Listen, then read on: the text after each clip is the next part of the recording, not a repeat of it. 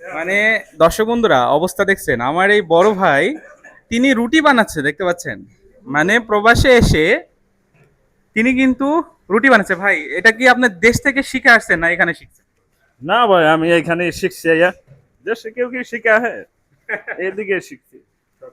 না, এখন আপনার আফসোস হয় না যে আমাদের ফ্যামিলি, আমাদের বউ কিংবা মা, তারা কত কষ্ট করে রান্না করে খাওয়াইতো, সেগুলার প্রতি আপনার কি কোনো আফসোস হয়? না, আফসোসই তো, মা বাবা কষ্ট করছে, ছেলে মেয়েদের সবাই তো কষ্ট করে রান্না বান্না করে করে। আমরা তো নিজের কাজ নিজে করি, ডিউটি করি, টাইম টু টাইম রান্না বান্না করি, সবকিছু তো নিজে কাপড় কাচা করি, সবকিছু নিজেরই করার নাকি। আপনার নামটা জানতে পারি? আমার নাম মোহাম্মদ কামাল হোসেন। কত বছর মালয়েশিয়াতে? 8 বছর চলছে। এখন আপনার ইচ্ছা কি, আপনি সামনে কবে যাবেন বাড়িতে? আল্লাহ যদি নেই 2028 সালে যাব। আপনি কি স্বপ্ন নিয়ে আসছিলেন, সেই স্বপ্নটা কি আপনার এখন পর্যন্ত কি পূরণ হয়েছে কিনা? আমি স্বপ্ন নিয়ে আসছিলাম ভাই, আমি সৌদি থেকে ধরা খেয়েছি 8 লক্ষ টাকা। আমি মোট 14 লক্ষ টাকা ঋণ নিয়ে মালয়েশিয়া ঢুকছি, সুদাইছি, 2টা মেয়ে বিয়ে দিয়েছি। আর কিছু কোনো স্বপ্ন নেই, আর একটা বাড়ি ঘর করা হলেই আমার যথেষ্ট। আর কোনো স্বপ্ন নেই। আচ্ছা, এই যে আপনি সৌদি আরবে যে ধরা খাইছেন এটা বললেন, আপনার বাংলাদেশে যখন গেলেন তখন আপনার এই যে ধরা খাওয়ার পরেও মাথার মধ্যে যে বিদেশের ভাবনা চিন্তা আসলো, এটা কে ঢুকালো আর কেমনে আসলো? এরা আমার এক ভাই আছে, আমার ভাইরা আমার শালির জামাই, সে আমারে নিছিল সৌদি 8 লক্ষ টাকা দে, এইখানেও আনছে 4 লক্ষ টাকা দে। শেয়ার উপলক্ষে আমি 2 হানে আসছি। আচ্ছা, যেহেতু আপনি সৌদি আরব ধরা খাইছেন, আপনার ফ্যামিলি যখন শুনলো যে আপনি মালয়েশিয়াতে যাবেন, তখন আপনার ফ্যামিলি এটাতে বাধা দিল না? না, ফ্যামিলি বাধা কেমনে দেবো, রেন্ট সুদা লাগবো না, ফ্যামিলি আর সহযোগিতা করছে সবাই মিলে আমারে। মানে চিন্তা করা যায় কত সুন্দর করে তিনি রুটি বানাচ্ছে এবং কাজ করবে সারাদিন, কাজ শেষে কাপড় চোপড় নিজে ধুবে, নিজে রান্না করে খাবে, সবকিছু কিন্তু নিজে নিজেই করে। এটা অনেকেই বাংলাদেশে আছে যে যারা হচ্ছে বাংলাদেশে মানে বিদেশে থেকে তারা দেশে চলে গেছে, তারা কিন্তু দেখা যায় বউ কিন্তু বাপের বাড়িতে গেলে কিন্তু তারা সুন্দরভাবে রান্না করে খায়।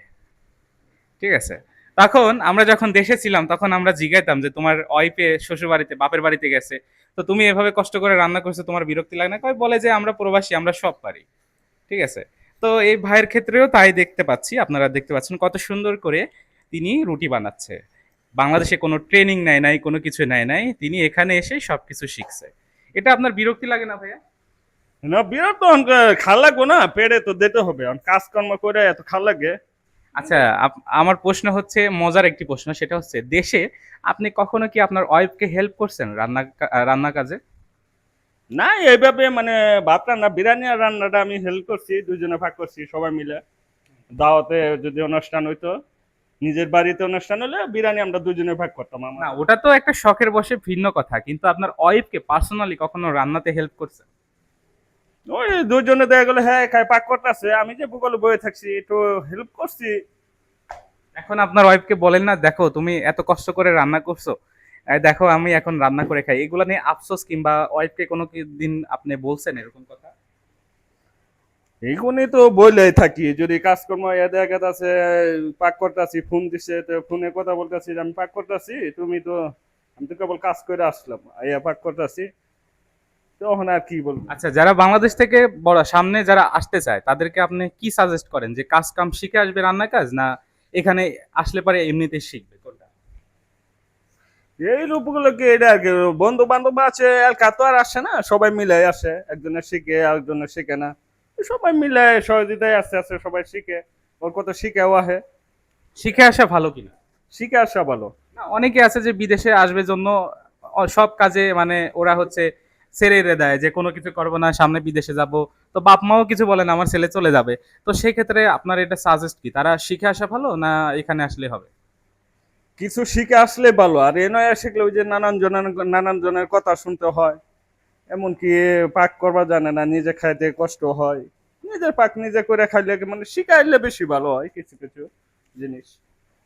আচ্ছা, আপনার যে স্বপ্ন ছিল সেই স্বপ্নটা কি বর্তমানে আর পূরণ হয়েছে? আর কোনো নতুন স্বপ্ন আছে? না, আমার নতুন কোনো স্বপ্ন না, আমার স্বপ্ন একটা মাত্র বাড়ি ঘর করা হলে, বাড়িটা খালি করা হলে আর একটা গাড়ি কিনা হলো, একটা সিএনজি। আর কোনো স্বপ্ন নেই আমার এই 3 বছরের। আচ্ছা ঠিক আছে, তো আমার দর্শক বন্ধুদের কোনো কিছু বলতে চান? দর্শক সাপোর্ট করে। দর্শক বন্ধুরা, আসলেও আমি কি কমো আপনার বিরুদ্ধে, আপনারা জানি একটু সাপোর্ট টাপোর্ট করুন, জানি আরো ভিডিও জানি বানাইতে পারে, আর একটু লাইক দিলে কিছু টাকা পয়সা গরিব দুঃখীর মধ্যে হ্যাঁ ভাই বিলিয়ে দেয়, আপনারা জানি একটু সাপোর্ট করুন।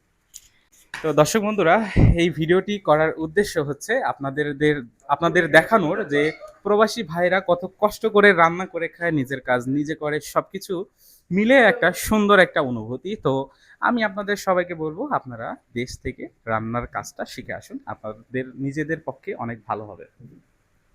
তো আমার পেজে নতুন হলে অবশ্যই ফলো করবেন, আর যদি ইউটিউব থেকে দেখেন সাবস্ক্রাইব করবেন, আর কমেন্টে আপনাদের মতামত জানাবেন।